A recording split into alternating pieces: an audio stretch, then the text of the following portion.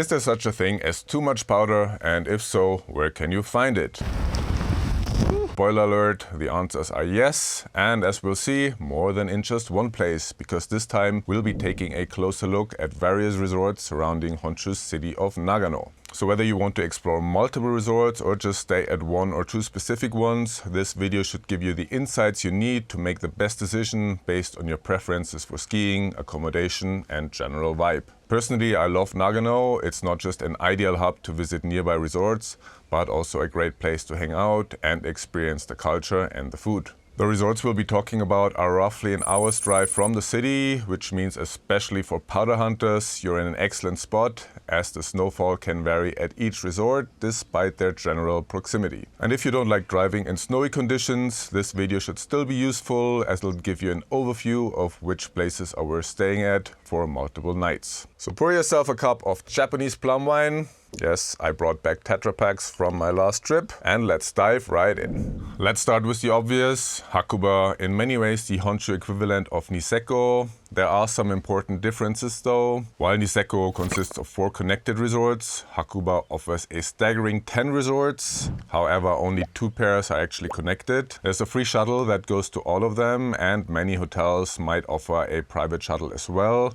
Depending on where you stay though, it might still be more convenient to have a car to get around, especially because there's not much of a downtown near the train station, so hotels, bars and restaurants are kind of spread out. If you have the money, there are very nice hotels and lodges offering ski in, ski out, but if you stay at one of the more budget-friendly options, you'll probably have to do some commuting, which can be annoying on powder days. As for the skiing, Hakuba definitely deserves the hype due to its high and steep terrain, which is actually kinda unusual for Japan. Hapo-One is probably the most popular out of the 10, with a vertical drop of over 1,000 meters, which is a different number in feet. Why do you always have to do this?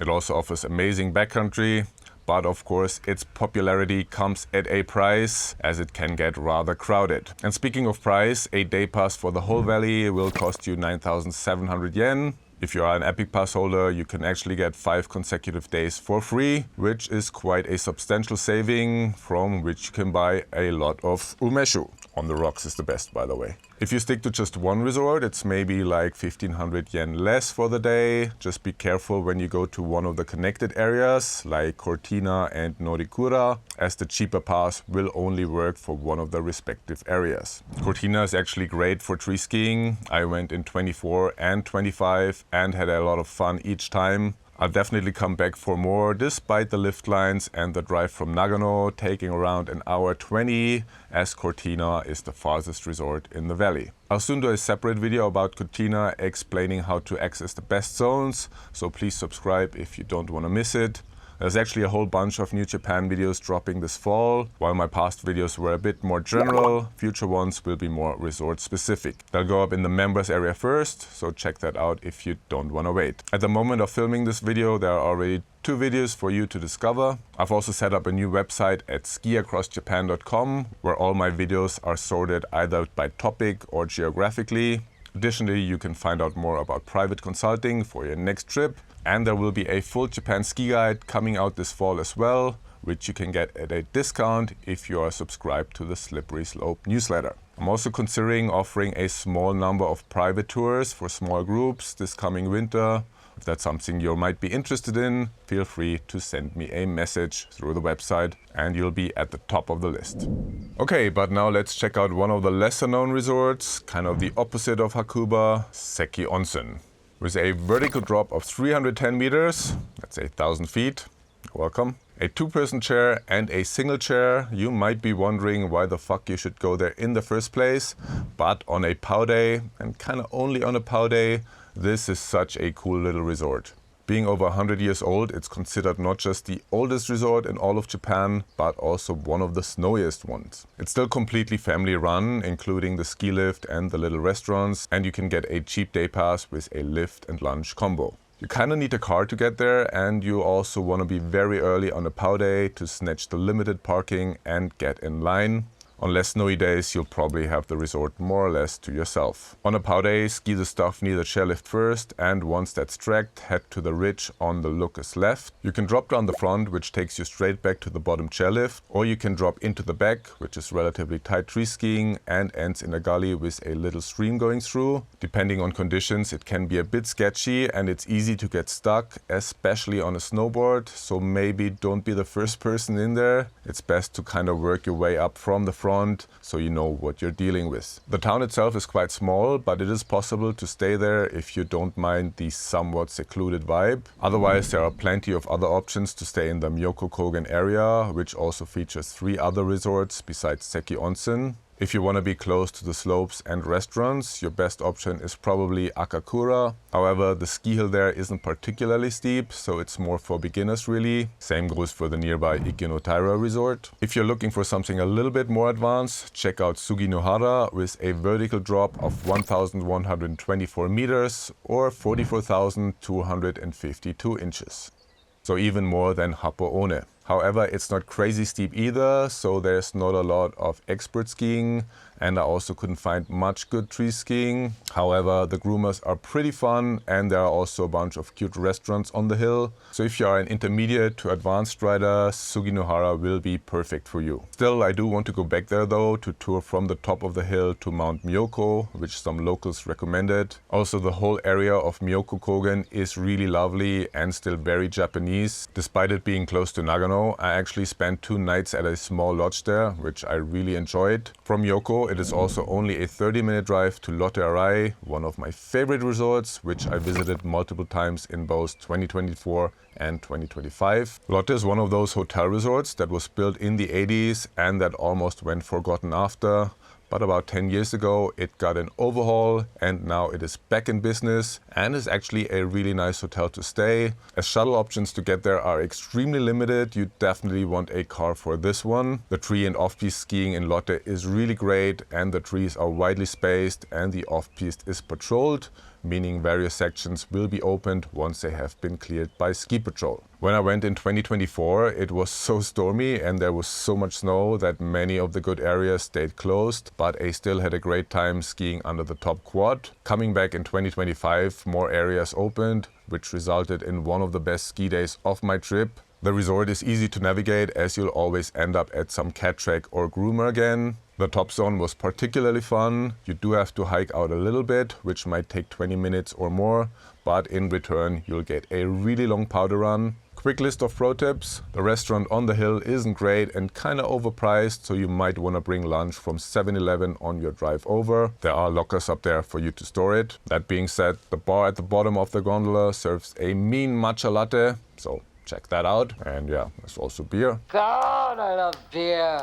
The ski out from mid-station to the base is really flat and you definitely don't want to go down that run before it's groomed or it'll take you forever. On POW days, be early and buy the VIP ticket, which lets you go up half an hour earlier and also use the VIP lane at the chairlifts all day long. You can get a discount if you book online, however I wouldn't do that on stormy days as you want to be sure that the top quad is running. Otherwise skiing there won't even be worth it in my opinion. If you do go on a regular sunny day, buying the economy lift pass online in advance does kinda make sense though. And while staying overnight at Lotte isn't cheap, non-hotel guests can still use their onsen for about 1,000 yen, and it's a really nice onsen, so definitely recommend it. Like Niseko, Lotte is part of the Icon Pass, so again, possible money saver. I'm assuming it'll just be the economy tickets though. Not sure how it works if you want to upgrade to VIP.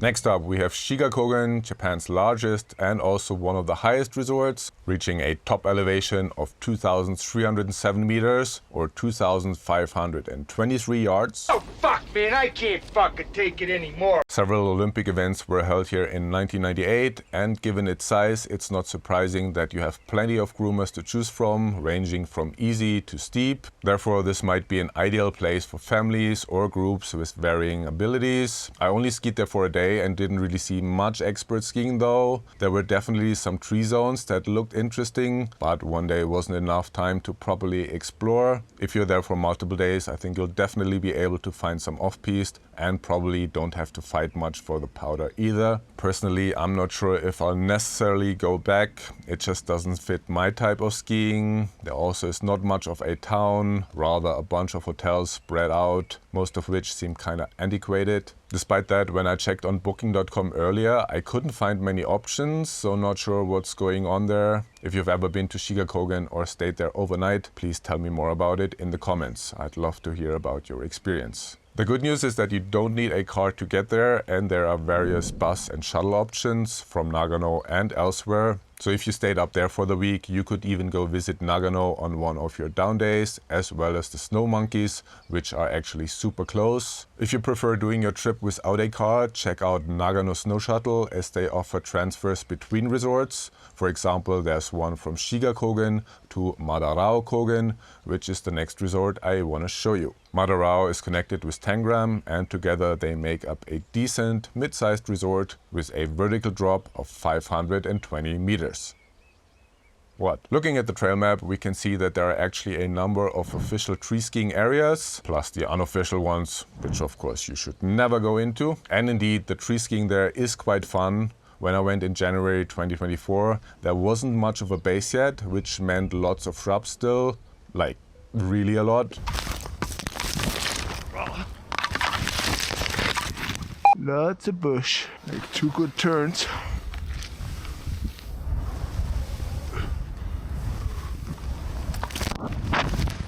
And more bush. But normally they should be covered, which means the tree spacing is quite decent. There are hotels and restaurants up there and some ryokans nearby, so ski in, ski out is possible. Driving from Nagano will take you about an hour, but if you stay in Myoko Kogen, it's only like 20 minutes. So easy to go for the day. I didn't go in 2025, but definitely want to go back. It had a very relaxed atmosphere and wasn't really crowded, even on a Bluebird Pow day. Yes, the lifts aren't super modern, but since it's not busy, it didn't really bother me. Our final resort has a bit of everything and is also one of my favorites, though it has gotten more and more crowded in recent years. I'm talking about Nozawa Onsen.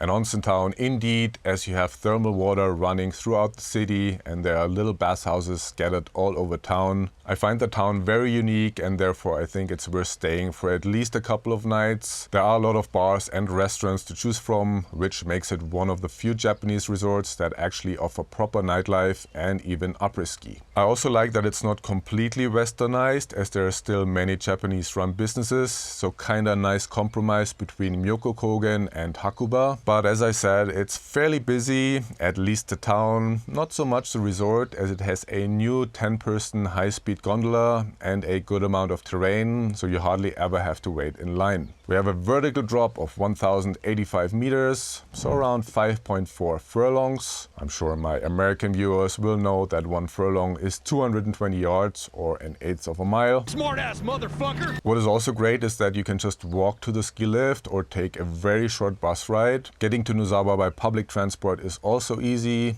Actually, with everything being kinda tight, it can be tricky to find parking in town if you stay overnight. There aren't many hotels, so you'll have to be okay with staying at a traditional inn where you sleep on tatami mats on the floor. Usually it comes with a private toilet, but without a shower, as everyone just washes up at one of the many onsens anyway. Lift tickets are 7,300 yen, and the mountain really has something for everyone, whether you're a beginner or expert. There's good graded skiing right under the top chairlifts and some nice slack country on the looker's right. It's technically out of bounds, so patrol doesn't really care if you go in there, but if something happens, it's your own responsibility. There are some steep pitches in there which can definitely slide, so don't go in there without backcountry gear. There will be a separate video about Nozawa later this year, so just fucking subscribe already. I promise I'll never make jokes about imperial units ever again. You're such a liar.